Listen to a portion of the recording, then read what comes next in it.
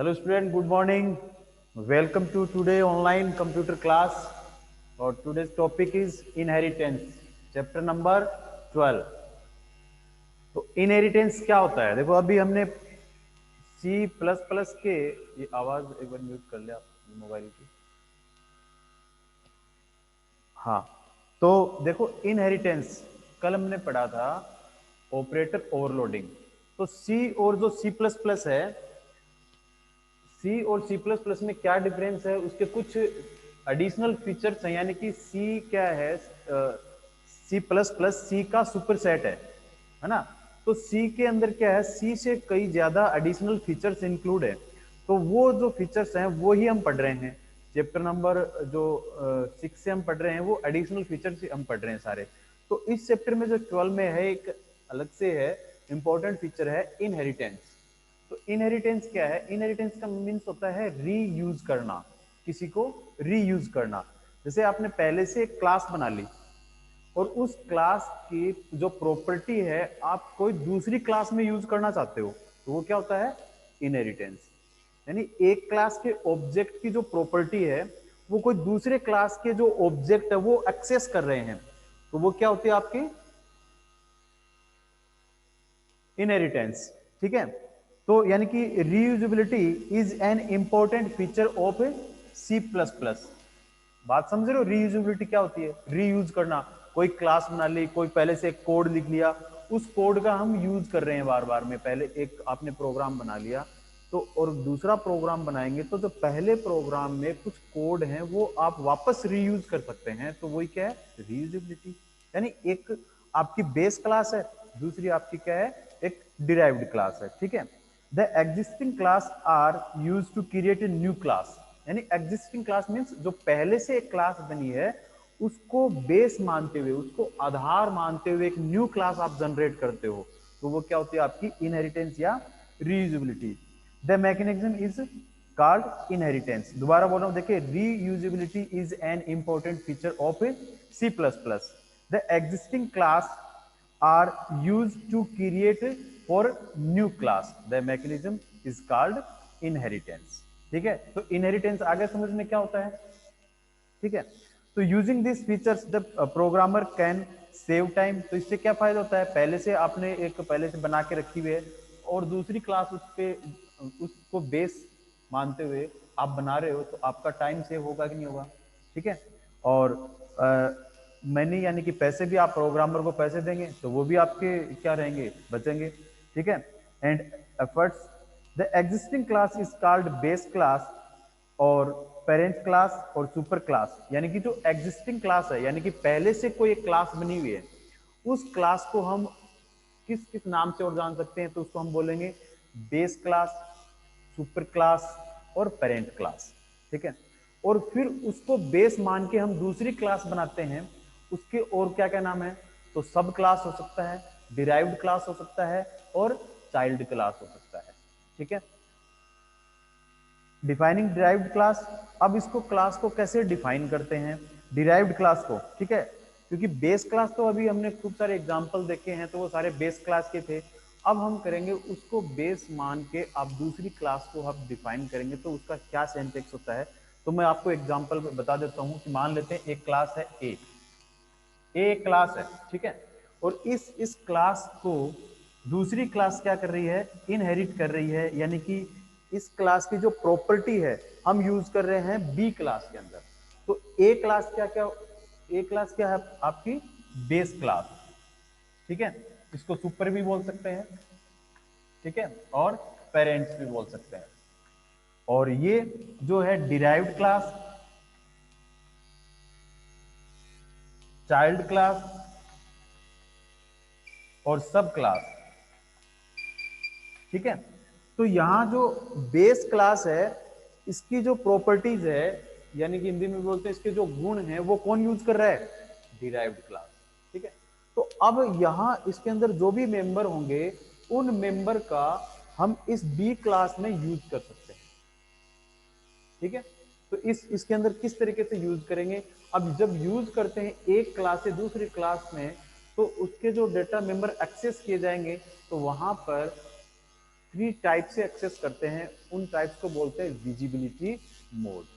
ठीक है, और वो विजिबिलिटी मोड कौन कौन से हो सकते हैं? प्राइवेट हो सकते हैं, पब्लिक हो सकते हैं और प्रोटेक्टेड हो सकते हैं। ठीक है, और इसके साथ में हम जो विजिबिलिटी मोड का पहले हम जो इनका जो प्रोग्राम करने से पहले जो विजिबिलिटी मोड हैं उनको मैं आपको बता देता हूं कि विजिबिलिटी मोड कौन से होते हैं और किस तरीके से इनका यूज किया जाता है। तो एक छोटा सा एग्जांपल लेते हैं।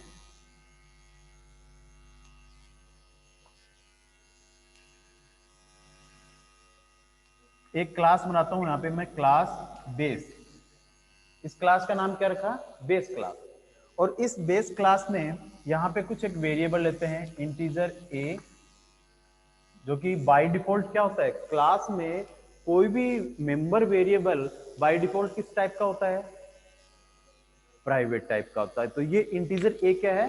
प्राइवेट टाइप का है। ठीक है, और यहां पर एक दूसरा एक एक्सेस मॉडिफायर लेते हैं पब्लिक, और इसके अंदर यहां पे एक वेरिएबल लेते हैं कैरेक्टर सी। तो ये क्या हो गया? पब्लिक और एक प्रोटेक्टेड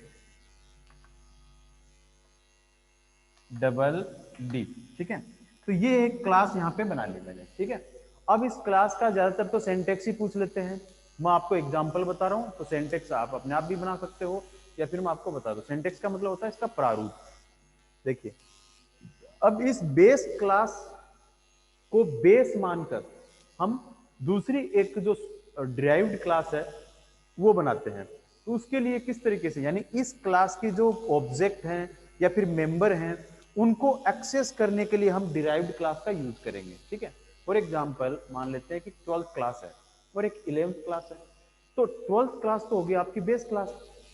अब आपकी जो प्रॉपर्टी है, आपके जो फीचर्स हैं, आपकी जो इंपॉर्टेंस है, वो यूज करनी है 11th क्लास के बच्चों को, क्यों? आपको देख कर ही तो वो चलेंगे। ठीक है, तो उसके लिए अगर आपकी जो नॉलेज है उसको देनी है, उनको देनी है कि आपको जो आता है आपको उनको 11वीं क्लास वालों को देना है, तो आपको बेस मानकर वो आपके जो प्रॉपर्टीज है वो यूज करेंगे वो।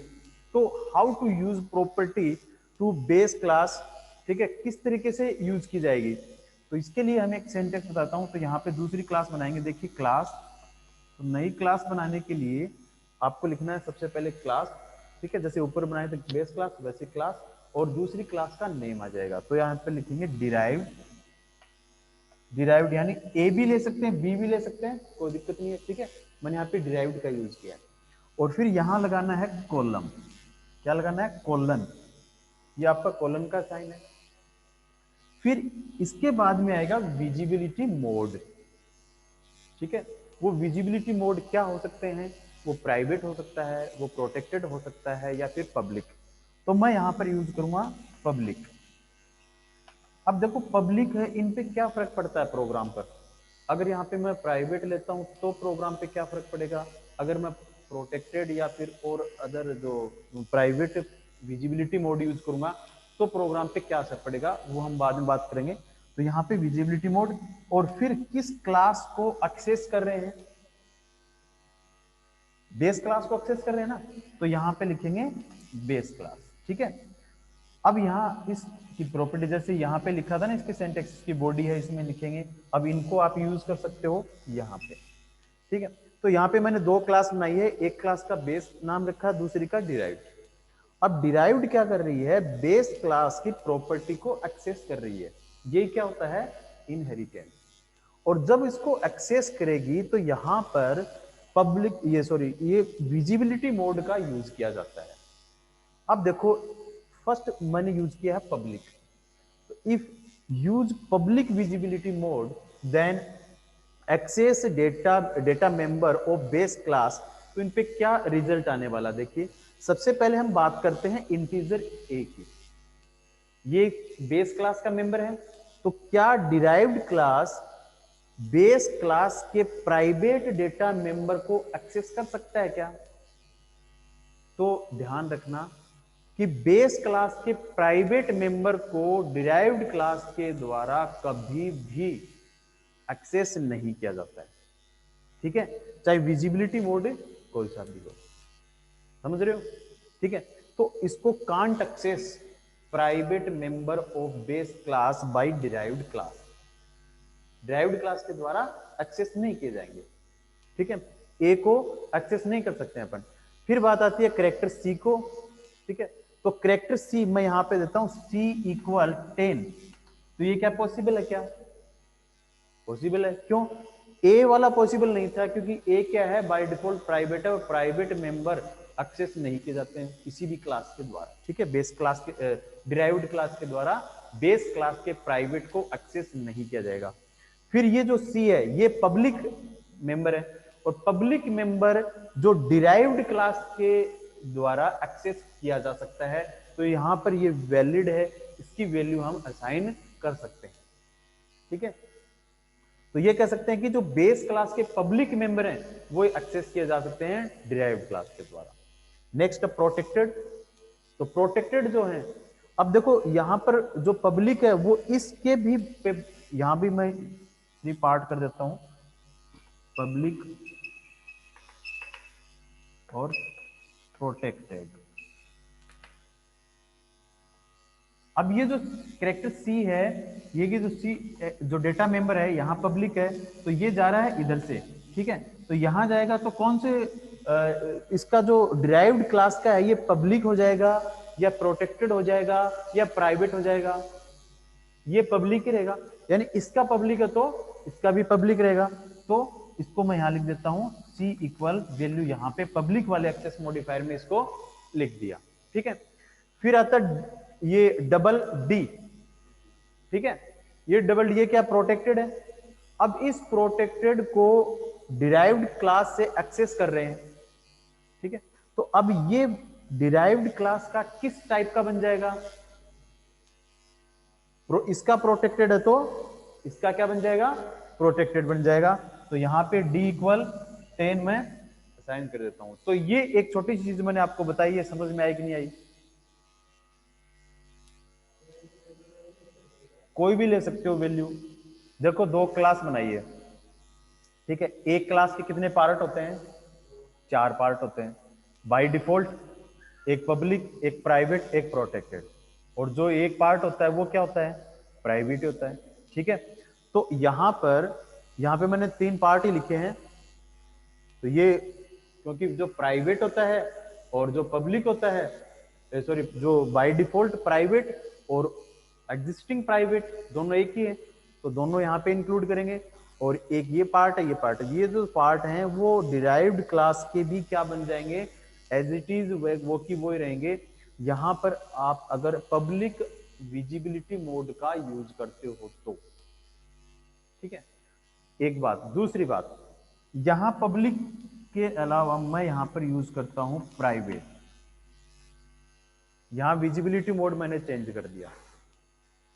अब सबसे पहली बात, यहां पे प्राइवेट विजिबिलिटी मोड का यूज करते हो, फिर आप बेस क्लास को एक्सेस करेंगे, तो देखो इंटीजर ए यानी कि प्राइवेट है, तो ये तो एक्सेस होगा ही नहीं, पब्लिक को एक्सेस करेंगे, पब्लिक को एक्सेस करेंगे, बट यूज विजिबिलिटी मोड कौन सा यूज करके आपने, प्राइवेट।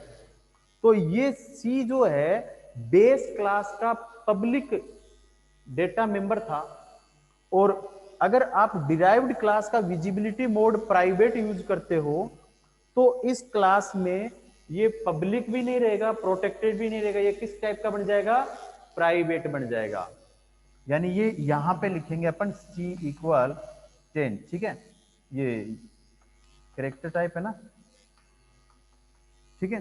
तो ये ध्यान देने वाली बात है कि बेस क्लास का public access modifier derived class के प्राइवेट विजिबिलिटी मोड के द्वारा एक्सेस किया जाता है, तो उसका क्या बन जाएगा, प्राइवेट बन जाएगा। आया समझ में नहीं आया? तो यहां पे प्राइवेट में आ जाएगा। और ये जो प्रोटेक्टेड है, बेस क्लास का प्रोटेक्टेड डेटा मेंबर है, इसको एक्सेस करें डिराइव्ड के द्वारा, विजिबिलिटी मोड है प्राइवेट, तो ये भी जो डी है ना, डी, ये भी क्या बन जाएगा, प्राइवेट ही बन जाएगा। ये भी यहां पे आ जाएगा प्राइवेट। कब? जब यहां पे विजिबिलिटी मोड क्या होगा, प्राइवेट। पब्लिक में तो सेम रहेंगे, प्राइवेट में जो बेस क्लास के वो सारे क्या बन जाएंगे, प्राइवेट बन जाएंगे। अब यूज करते हैं यहां पर प्रोटेक्टेड।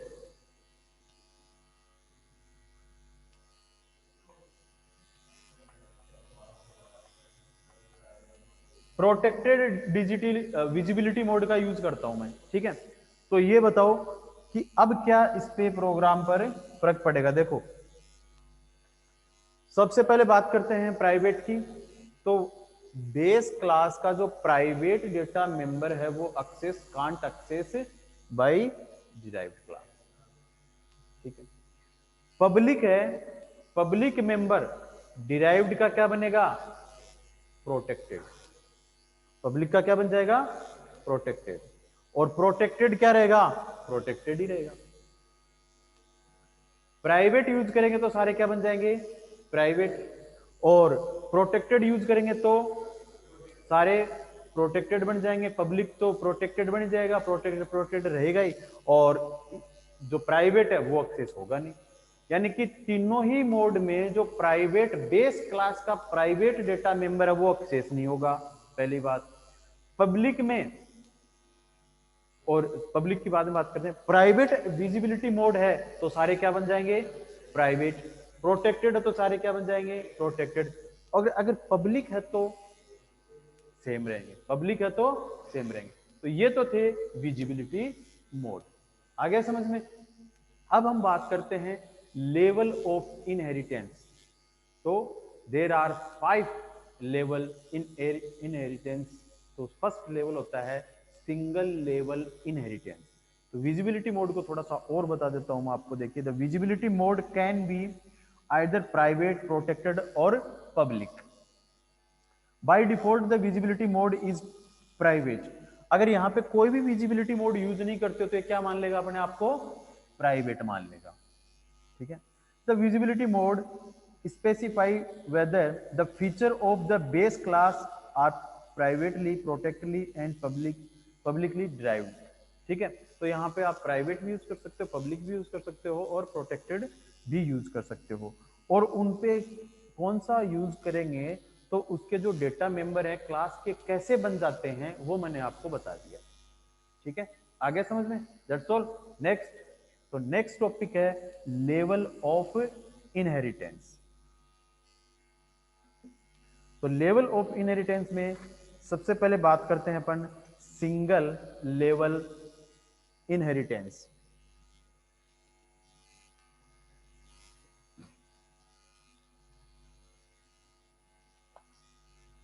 सिंगल लेवल इनहेरिटेंस यानी कि क्लास है, ए क्लास है और एक बी क्लास है। तो ये साइन आपको दिखता है, इसका मतलब ये होता है कि जो ए तो बेस क्लास है और बी क्या है, डिराइव्ड क्लास है। यहां पर बी क्लास है वो ए की प्रॉपर्टी को यूज कर रही है, ठीक है। यानी इसके जो डेटा मेंबर हैं, जैसे मैंने अभी बता के गया हूं, उन डेटा मेंबर को बी के द्वारा एक्सेस किए जा रहे हैं, ठीक है। तो ये है सिंगल लेवल, बस इसमें एक ही लेवल होता है तो इसको बोलते हैं सिंगल लेवल इनहेरिटेंस, ठीक है। अब बात करते हैं, इनके नोट्स में आपको भेज दूंगा, ठीक है, समझा रहा हूं सिर्फ सिंगल लेवल इनहेरिटेंस। इसके बाद में होता है, अगर यहां पर मैं एक और क्लास लिख देता हूं सी। अब यहां पे देखिए, ए क्लास को कौन एक्सेस कर रहा है, बी, और बी को कौन एक्सेस कर रहा है, सी। तो ये कह सकते हैं कि सी के लिए बेस क्लास कौन सी है, बी, और बी के लिए बेस क्लास ये। तो ये क्या लेवल, यानी कि ये बन गया मल्टी लेवल। तो दो समझ में आ गई ना, मल्टी लेवल इनहेरिटेंस। पहले सिंगल था, सिंगल में होता है नॉर्मल, एक क्लास को एक्सेस करती है, यानी एक बेस क्लास होती है, एक डिराइव्ड क्लास होती है कॉल्ड सिंगल लेवल। सी ए को नहीं कर रही, देख ये सिर्फ बी को ही कर रही है, नहीं तो ये एरो का साइन इंडिकेट करता, ठीक है। एरो के इस एरो से हम समझ लेंगे कि ये क्या है, आपकी मल्टी लेवल इनहेरिटेंस है, ठीक है। अब बात करते हैं कि क्वेश्चन तो ये था कि सी ए को क्यों नहीं कर सकती, तो कर सकती है, क्या दिक्कत है। मैं इसको इस तरीके से भी लिख सकता हूं,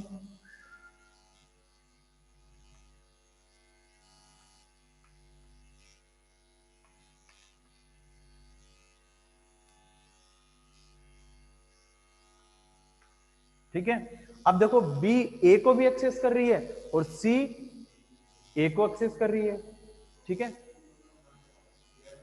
ये दो, यानी ये कह सकते हैं कि व्हेन ए बेस क्लास और where two derived class use property of single base class, then called hierarchical level inheritance. इसको बोलते हैं hierarchical inheritance, hierarchical। और हिरार्किकल का मतलब होता है जैसे ट्री टाइप नहीं होता, पेड़ की तरह, पेड़ की जो शाखाएं होती हैं उस टाइप के। हायरार्किकल भी बोल सकते हैं, कोई हिरार्किकल बोलता है, ठीक है, हिरार्किकल लेवल इनहेरिटेंस। बट ये जो हायरार्किकल इनहेरिटेंस है ये इस बार आपके सिलेबस में से रिमूव कर दिया गया है, ठीक है। आपके कौन कौन से, एक तो सिंगल लेवल, अब इनके सिंगल लेवल के हम प्रोग्राम भी करेंगे, फिर है एक मल्टी लेवल, और एक और बताता हूं आपको कि बी और सी आपकी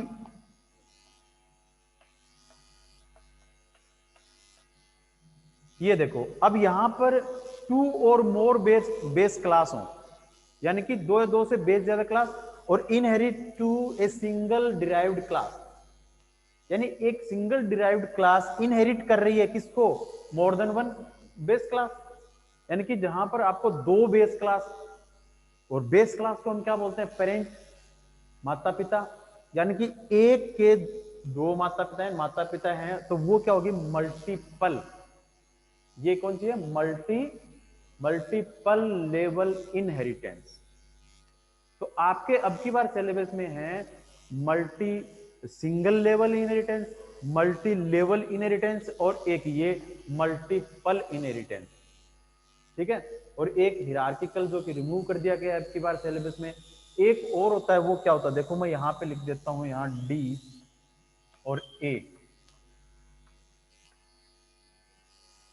अब देखो एक बेस क्लास को इनहेरिट कौन कर रही है, बी और सी, ठीक है, ये इनहेरिट कर रही है, तो ये हो गया आपका किसका एग्जांपल, हिरार्किकल का। और बी और सी को, ये डी है, ये बी और सी को इनहेरिट कर रही है, ये मल्टीपल।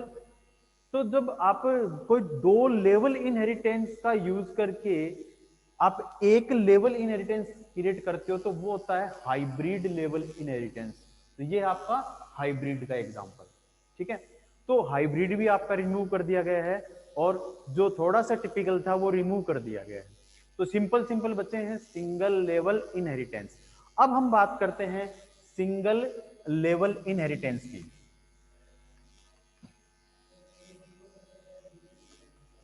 हाँ, सिंगल लेवल इनहेरिटेंस। अब सिंगल लेवल इनहेरिटेंस क्या हो गया, बताओ बताओ। अच्छा अच्छा, नहीं तो सही है। तो देखो ए है, क्या क्या क्वेश्चन था तेरा, हाँ ए डी को, हाँ ये कर सकता है, ये कब कर सकता है, ये अच्छा क्वेश्चन है। और जो कंपटीशन एग्जाम होते हैं, जो बड़ी एग्जाम्स होती हैं, वहां पे यही क्वेश्चन पूछा जाता है। कैसे पूछा जाता है, देखो एक एग्जांपल देता हूं। मान ले कि ए के मेंबर है एक आई बराबर 10, ठीक है, और अब इस डी को इस आई बराबर 10 को यूज करना है, तो ये क्या करेगा, पहले इसके पास जाएगा, ये इसके पास जाएगा, अब इसकी एक कॉपी यहां पे बन जाती है, और इसकी एक कॉपी बन जाती है यहां पर, तो ये दोनों को एक्सेस कर रहा है, तो यहां इसकी वैल्यू क्या हो जाएगी 20। अब ये तो इसको चाहिए था 10, और ये हो गया। तब यहाँ पे वर्चुअल बेस क्लास का यूज किया जाता है। एक और बेस क्लास होती है जिसे हम वर्चुअल बेस क्लास बोलते हैं। तो वो क्या करता है, क्या वो फंक्शन क्या करता है, इन दोनों को इग्नोर कर देता है कि एक बार साइड में हटो, ठीक है। फिर ये क्या करेगा, डायरेक्ट जो इसकी बेस क्लास है वहां से वैल्यू को एक्सेस करेगा, ठीक है। यही आता है, लेकिन ये आप अब की बार है नहीं आपके, नहीं मैं आपको यही बताता, ठीक है। यही आता है कि ये जो नॉर्मल जो बेसिक चीजें हैं ये तो कोई भी कर लेगा। अभी जब मैंने विजिबिलिटी मोड बताया है, कोई नथिंग 5 मिनट में समझ में आ जाएगा। सिंगल लेवल समझ में आ गया होगा, मल्टी लेवल कोई दिक्कत नहीं है। अभी एक प्रोग्राम बताऊंगा तो अच्छे से समझ में आ जाएगा। बट जो एग्जाम में आने वाली चीजें वो यही थी, क्वेश्चन था, अच्छा क्वेश्चन था, बट अब क्या फायदा। अब देखो सिंगल लेवल इनहेरिटेंस का एक प्रोग्राम बता देता हूं आपको, एक सिंपल सा। उसमें हम ये देखेंगे कि एक जो क्लास बनाएंगे, और उस क्लास के बाद में बेस क्लास होगी पहली, फिर एक दूसरी क्लास होगी जो डिराइव्ड क्लास होगी, और फिर डिराइव्ड क्लास के ऑब्जेक्ट से नीचे वाले थे उससे हम किस तरीके से बेस क्लास के डेटा मेंबर को एक्सेस करेंगे। तो स्टार्ट करते हैं। सबसे पहले यहाँ पे हेडर फाइल लिखेंगे। तो यहाँ थोड़ा कॉर्नर से स्टार्ट कर देता हूँ, थोड़ा सा प्रोग्राम में बढ़ा जाएगा।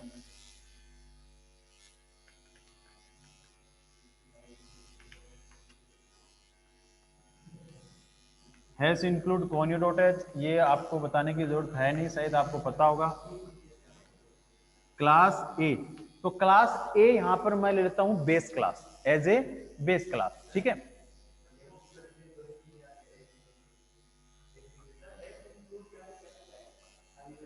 IO स्ट्रीम डॉट एच,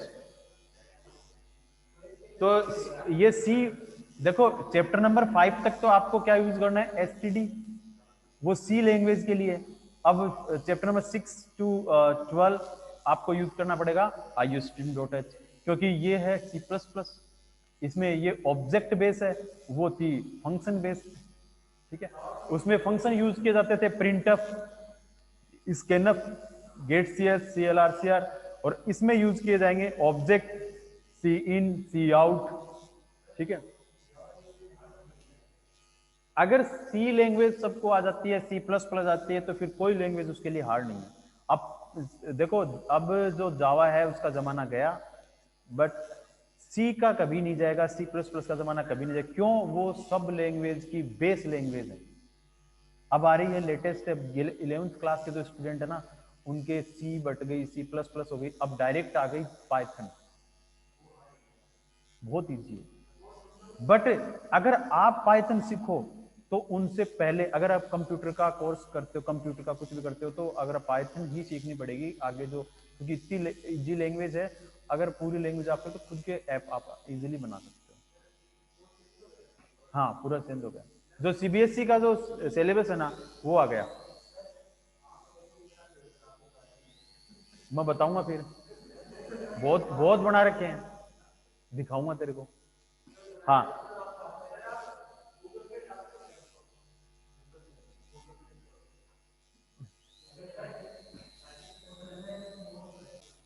हाँ, हेलो, स्टार्ट करते हैं, ठीक है। तो ये देखो, IOStream डॉट है तो इंक्लूड conio डॉट एच है, क्लास एक बेस क्लास है, और इस बेस क्लास में हम कुछ मेंबर लेते हैं। देखिए यहाँ जो मेंबर हैं कि प्रोटेक्टेड ले लेता हूं मैं, कि प्रोटेक्टेड को दूसरे क्लास के द्वारा एक्सेस किए जाते हैं। प्रोटेक्टेड, और यहाँ पर इंटीजर टाइप के x और y, दो वेरिएबल मैंने यहां पर डिक्लेयर कर लिए, ठीक है। और अब एक फंक्शन बनाता हूं मैं पब्लिक एक्सेस मॉडिफायर का यूज करके, void get data, एक फंक्शन बनाया, और इसमें दो आर्गुमेंट लेते हैं, इंटीजर a और इंटीजर b, ठीक है। इंटीजर a की वैल्यू है वो x के पास में ट्रांसफर कर देते हैं, और y के पास में b की वैल्यू ट्रांसफर कर देते हैं। तो ये मैंने बनाया एक, और एक इसके साथ में एक और फंक्शन बना लेते हैं जो इनको शो करेगा, ठीक है। तो यहां पर एक दूसरा फंक्शन बनाता हूं, void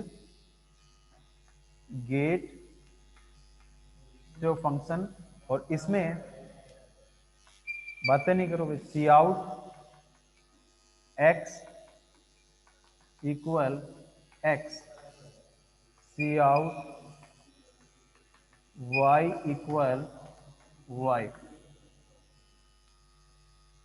देखो यहां पर दो फंक्शन बना लिए, एक ये और void get data और void get show, ठीक है। इसमें वैल्यू को इनपुट करने के लिए, वैल्यू को आउट करने के लिए, ठीक है।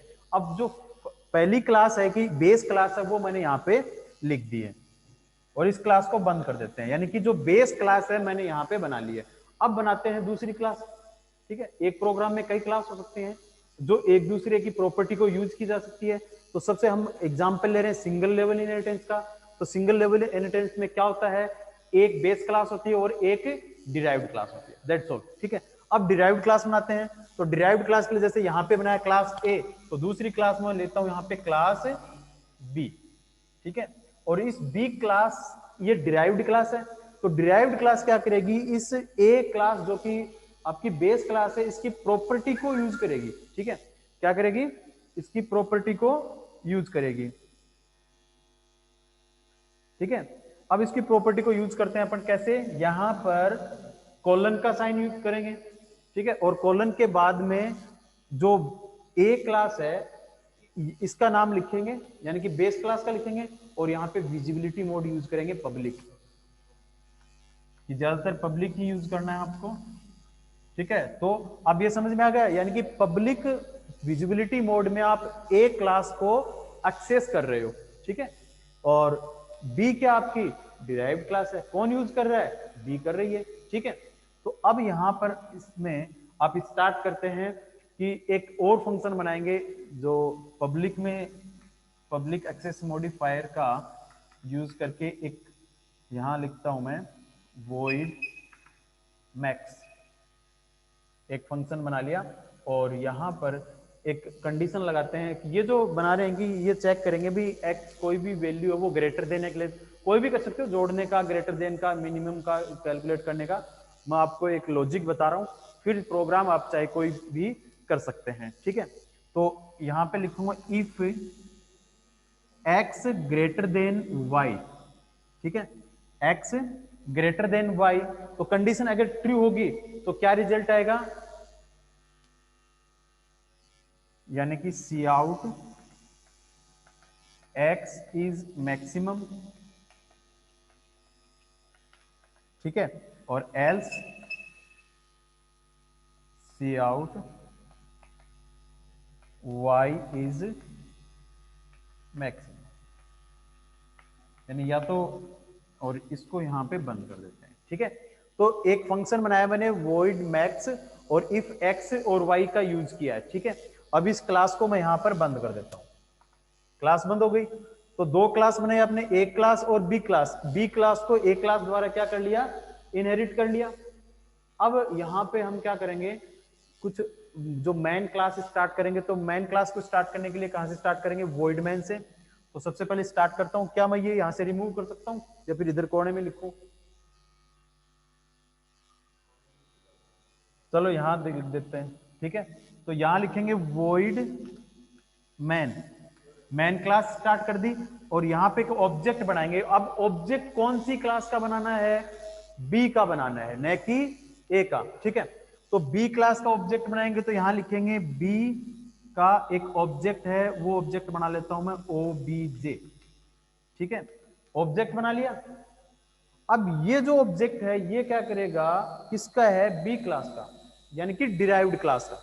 अब इस ए क्लास के मेंबर को एक्सेस करना है, मेंबर यानी कि जो मेंबर मेथड है कौन सा है, void get data। वैल्यू को यहां पे दो आर्ग्यूमेंट लिए इसमें ए और बी, और इन आर्ग्यूमेंट के पास ऑब्जेक्ट के थ्रू वैल्यू एक्सेस करवानी है। कैसे, ऑब्जेक्ट यानी कि ओबीजे डॉट गेट डेटा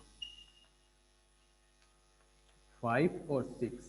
ठीक है, अब देखो ऑब्जेक्ट डॉट गेट डेटा लिखा है, ये गेट डेटा को एक्सेस करेगा, और यहां पर वैल्यू क्या है, ए और बी, और ए और बी में क्या हो जाएगा, वैल्यू पास हो जाएगी।